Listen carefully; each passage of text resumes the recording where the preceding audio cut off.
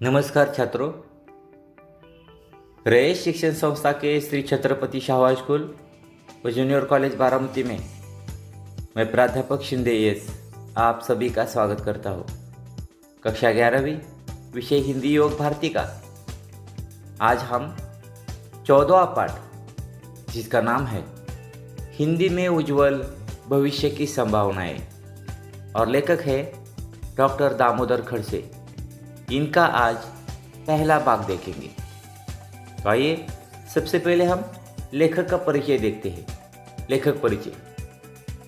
दामोदर खड़से जी का जन्म 11 नवंबर 1948 को जिला कोरिया छत्तीसगढ़ में हुआ। आपकी प्रारंभिक शिक्षा रामपुर में तथा स्नातक एवं स्नातकोत्तर शिक्षा नागपुर विश्वविद्यालय में हुई। आप 30 वर्षों तक बैंक में सहायक महाप्रबंधक राजभाषा के रूप में कार्यरत रहे। आप कवि, कथाकार तथा अनुवादक के रूप में हिंदी साहित्यकाश पर छाए हुए हैं। आपको राष्ट्रीय स्तर के अनेक पुरस्कारों से सम्मानित किया गया है।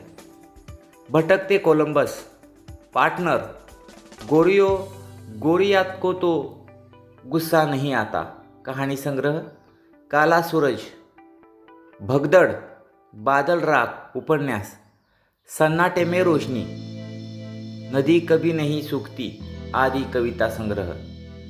मराठी से 21 कृतियों का हिंदी में अनुवाद किया है। भाषण। जनमानस को अपने विचारों से अवगत कराने का सबसे सशक्त माध्यम है भाषण। भाषण कराना यह एक कला है। इस कला का उद्देश्य श्रोताओं को अपने विचारों से प्रभावित करना होता है। स्वामी विवेकानंद, सुभाष चंद्र बोस, जवाहरलाल नेहरू, सरोजिनी नायडू, सरदार पटेल आदि महापुरुषों के भाषण विश्व में प्रसिद्ध है। पाठ परिचय। प्रस्तुत पाठ में भाषण का संकलित अंश दिया गया है। हिंदी के माध्यम से रोजगार की बढ़ती संभावनाओं से संबंधित विचार प्रस्तुत करना लेखक के भाषण का मूल उद्देश्य है। लेखक के अनुसार आज कई क्षेत्रों में हिंदी के आधार पर रोजगार के अवसर उपलब्ध है। आवश्यकता है अपना क्षेत्र चयन करने की। देश विदेश में हिंदी भाषा के बढ़ते महत्व को वक्ता ने सहज, स्वाभाविक तथा जानकारी परक ढंग से विद्यार्थियों के सम्मुख प्रस्तुत किया है। तो आइए हम पाठ को देखते हैं और बाद में उसका मैं विश्लेषण करूंगा। लेखक कहता है, मित्रों, आज मैं आप सभी को इस बात से अवगत कराना चाहता हूँ कि हिंदी सीखकर तथा हिंदी का अध्ययन कर आप अपने भविष्य को कैसे उज्जवल बना सकते हैं। आप जानते ही हैं कि विश्व स्तर पर हिंदी का अपना एक महत्वपूर्ण स्थान है। हिंदी में निपुणता प्राप्त व्यक्ति न केवल रचनात्मक रूप से बल्कि व्यावसायिक रूप से भी सफल हो सकता है। पहले ही परिचय में लेखक डॉक्टर दामोदर खड़से जी कहते हैं कि छात्रों, आप सभी हिंदी भाषा से अवगत है और हिंदी का भाषा का अध्ययन कर आप अपने भविष्य को किस तरीके से उज्जवल बना सकते हैं यह आप जानते हैं।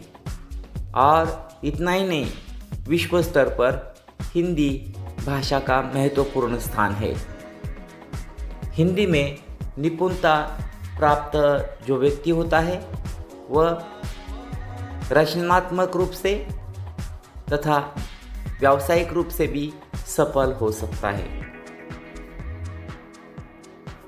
आप में से अनेक विद्यार्थियों के मन में इस बात को लेकर प्रश्न होंगे कि क्या हिंदी को करियर के रूप में हम अपना सकते हैं। हिंदी में निपुणता प्राप्त कर या विशेष अध्ययन कर हम किन क्षेत्रों में रोजगार पा सकते हैं। मैं आपको बताना चाहता हूँ कि हिंदी अनेक संभावनाएं लिए हुए है।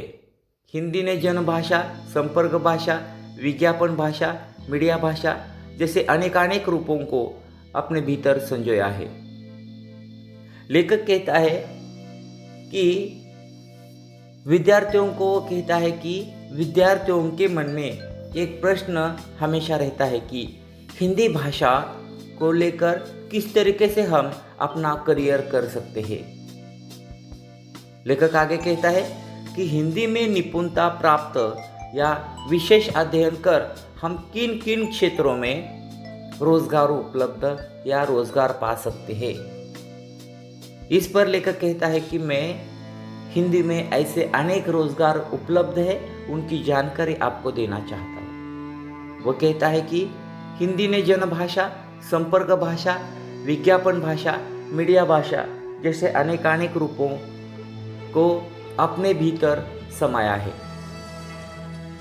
हिंदी का ज्ञान, हिंदी की विशेषज्ञता एक विशाल जगत से हमारा परिचय करवाती है। हिंदी में रोजगार है और रोजगार के लिए हिंदी। अब मैं आपको बताना चाहता हूँ कि किस तरह से हिंदी में रोजगार के विपुल अवसर उपलब्ध है। कहाँ कहाँ आप हिंदी भाषा के ज्ञान के आधार पर अपना करियर बना सकते हैं। ये तो आप सबको ज्ञात है कि दुनिया ने वैश्वीकरण के दौर में प्रवेश कर लिया है। बाजार और व्यवसाय ने देश की सीमाएं लांघ ली है। लेखक कहता है कि हिंदी, इस भाषा का ज्ञान, हिंदी की विशेषज्ञता एक विशेष या विशाल जगत से हमारा परिचय करवाती है। हिंदी में रोजगार है और रोजगार के लिए हिंदी है।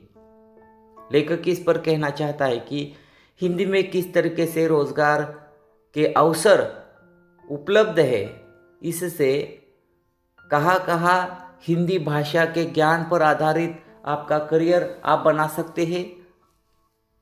यह वह छात्रों से कहता है कि सबको ज्ञात है कि दुनिया ने क्या किया है, वैश्वीकरण को अपनाया है। इससे बाजार और व्यवसाय ने देश की सीमाएं लांघ ली है। अगर कोई देश किसी दूसरे देश में व्यापार करना चाहता है तो उस देश की स्थानीय भाषा से अवगत होना पड़ता है। भारत में भी बहुराष्ट्रीय कंपनियां अपने उत्पाद बेचने के लिए हिंदी और आवश्यकता पड़ने पर क्षेत्रीय भाषाओं का उपयोग कर अपना व्यवसाय बढ़ा रही है। लेखक कहता है कि दुनिया ने वैश्वीकरण को अपनाया है और इससे बाजार और व्यवसाय ने देश की सीमाएं लांघ ली है। अगर कोई देश दूसरे देश से व्यापार करना चाहता है तो उसके क्षेत्रीय या स्थानीय भाषा को अवगत कराना आवश्यक होता है।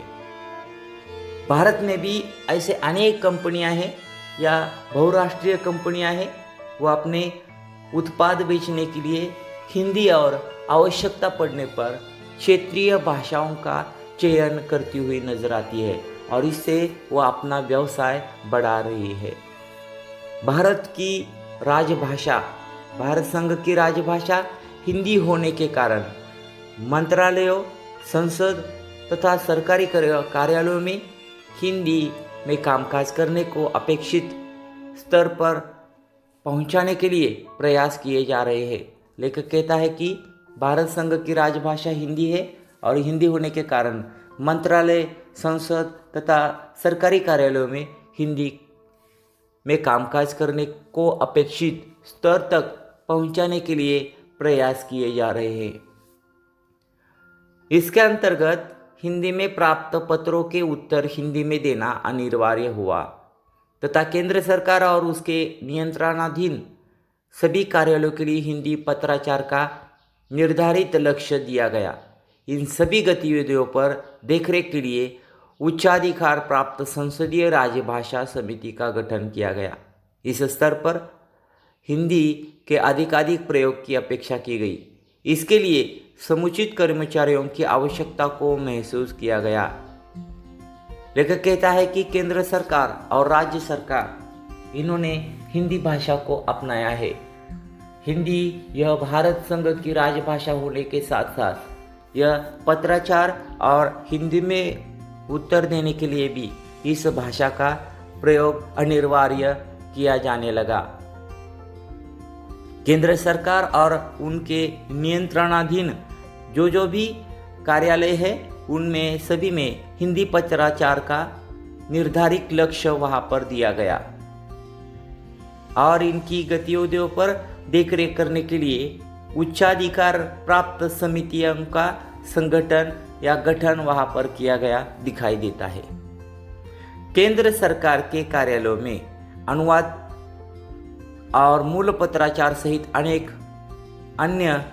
क्षेत्रों में हिंदी कार्यान्वयन के लिए कर्मचारियों की भर्ती आवश्यक हो गई है।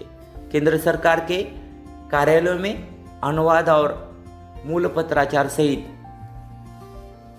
अन्य क्षेत्रों में हिंदी के कार्यान्वयन के लिए कर्मचारियों की भर्ती की जाती है।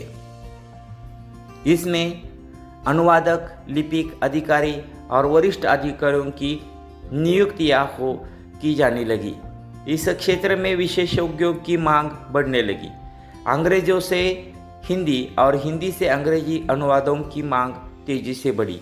इसके लिए वरिष्ठ, कनिष्ठ अनुवादक तथा लिपिक की आवश्यकता होती है। इसकी निगरानी के लिए राजभाषा अधिकारियों की नियुक्ति होती है। 100 से अधिक कर्मचारी संख्या वाले कार्यालयों में एक राजभाषा अधिकारी और वरिष्ठ अधिकारियों की नियुक्तियां की जाने लगी। लेखक कहता है कि केंद्र सरकार में अनुवादक, लिपिक, अधिकारी, वरिष्ठ अधिकारी इनकी नियुक्तियां की जाने लगी और अंग्रेजी से हिंदी और हिंदी से अंग्रेजी अनुवादक के लिए मांग तेजी से बढ़ने लगी और जहां जहां पर 100 से अधिक कर्मचारी है वहां पर एक राजभाषा अधिकारी और वरिष्ठ अधिकारियों की नियुक्तियां होने लगी। इस क्षेत्र में विशेषज्ञों की मांग बढ़ने लगी। अंग्रेजी से हिंदी और हिंदी से अंग्रेजी अनुवादकों की मांग तेजी से बढ़ने लगी। इससे वरिष्ठ और कनिष्ठ अनुवादक की लिपिक की आवश्यकता होती रही। सहायक निदेशक, उपनिदेशक, संयुक्त निदेशक और निदेशक जैसे पद हिंदी क्षेत्र में कार्य करने वाले अधिकारियों के सामने संभावना के रूप में उभरने लगे। अब हिंदी भाषा में सहायक निदेशक, उपनिदेशक, संयुक्त निदेशक और निदेशक जैसे अनेक पद हिंदी के क्षेत्र में कार्य करने वाले अधिकारियों के सामने संभावना के रूप में उभरने लगे। कार्यालयीन कामकाज में हिंदी के उपयोग को सुनिश्चित करने के लिए भारत सरकार के गृह मंत्रालय में राजभाषा विभाग का गठन किया गया। प्रेरणा, प्रोत्साहन, निरीक्षण और निगरानी के लिए कर्मचारियों की नियुक्ति होने लगी। अब भारत सरकार के गृह मंत्रालय में भी राजभाषा विभाग का गठन किया गया और इससे प्रेरणा, प्रोत्साहन, निरीक्षण और निगरानी के लिए कर्मचारियों की भर्ती होने लगी और इसमें हिंदी भाषा में रोजगार के बढ़ते अवसरों की आवश्यकता वहां पर होने लगी। कई विश्वविद्यालयों ने आवश्यक पाठ्यक्रम बनाए और इस मांग को पूरा करने के लिए केंद्रीय अनुवादक ब्यूरो ने अनुवादक का पाठ्यक्रम चलाया। जब काम का प्रारंभ दिशा प्राप्त कर लेता है तो उसमें विकास की संभावनाएं बढ़ जाती है। अब विज्ञापनों को ही देखिए, ये तो हिंदी से सरोबार है। लेखक कहता है कि काम का प्रारंभ दिशा प्राप्त कर लेता है तो उसमें विकास की संभावनाएं भी होती है। हिंदी की प्रकृति विज्ञापन के लिए बहुत लाभदायी एवं महत्वपूर्ण है। इलेक्ट्रॉनिक और मुद्रित मीडिया में हिंदी विज्ञापनों की भरमार होती है। विभिन्न विज्ञापन हमें निरंतर लुभाते रहते हैं। इतना ही नहीं, हम उनको अपने जीवन के साथ भी जोड़ लेते हैं। सड़कों पर, दुकानों के बाहर, रेलवे स्टेशनों, वाहनों, सार्वजनिक स्थानों, विविध कार्यक्रमों, खेल आयोजनों आदि तमाम अवसरों पर विज्ञापन की आवश्यकता होती है। लेखक कहता है कि हिंदी की प्रकृति विज्ञापन के लिए बहुत लाभदायी होती है और विज्ञापन के क्षेत्र में इसमें इलेक्ट्रॉनिक और मुद्रित मीडिया में हिंदी भाषा का विज्ञापनों की भरमार होती है और विभिन्न विज्ञापन हमें निरंतर लुभाते रहते हैं। सड़कों पर, दुकानों के बाहर, रेलवे स्टेशन, वाहनों, सार्वजनिक स्थानों, विविध कार्यक्रमों, खेल आयोजनों आदि तमाम अवसरों पर विज्ञापन आवश्यकता है। लेखक कहता है कि कहाँ कहाँ पर विज्ञापन की आवश्यकता होती है। इनमें सड़कों, दुकानों, रेलवे स्टेशन, वाहनों, सार्वजनिक स्थानों, विविध कार्यक्रमों के खेल आयोजनों आदि तमाम अवसरों पर हिंदी भाषा का या विज्ञापन की आवश्यकता वहाँ पर होती है। इन विज्ञापनों के कॉपीराइटर होते हैं। आजकल प्रतिभावान हिंदी कॉपीराइटरों की बड़ी मांग है। इस क्षेत्र में अन्य क्षेत्रों की तुलना में आर्थिक लाभ बहुत अधिक है।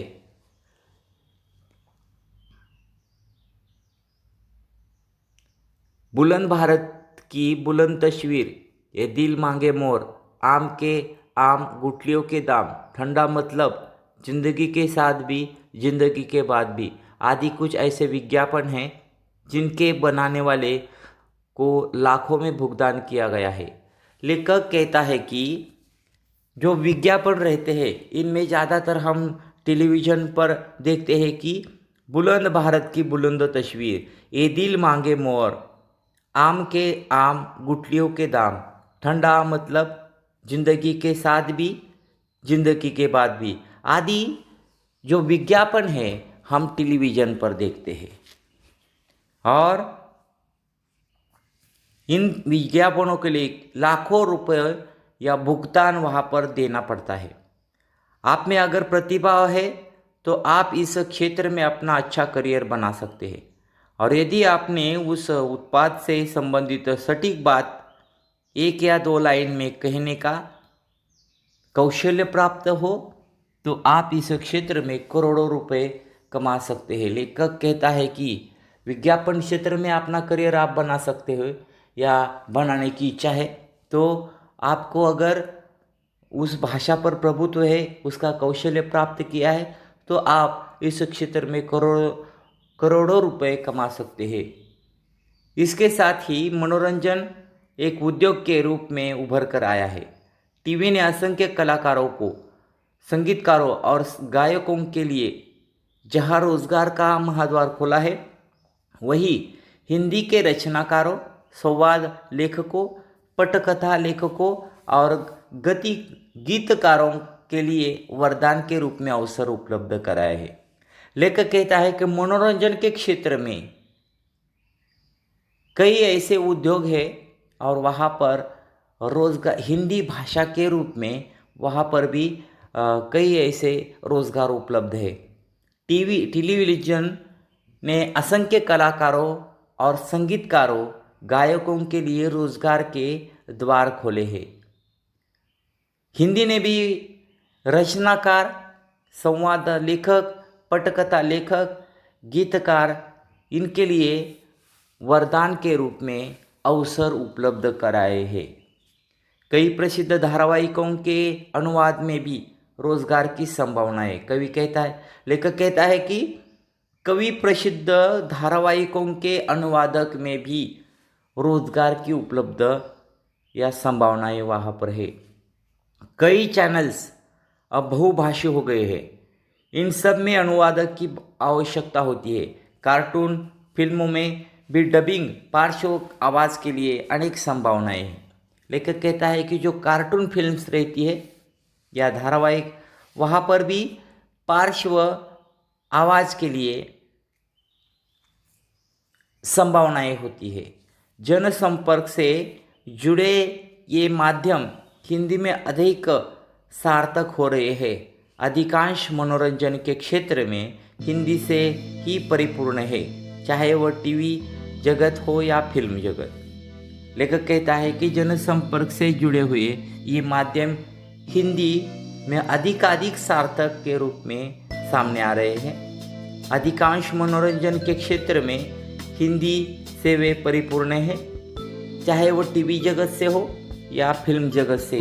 वहाँ पर हिंदी भाषा को लेकर कई ऐसे अवसर उपलब्ध है। यहाँ पर इस पाठ का पहला भाग समाप्त होता है। अगला जो दूसरा भाग है मैं जल्दी ही आपको लेकर पढ़ाने के लिए आऊँगा। धन्यवाद।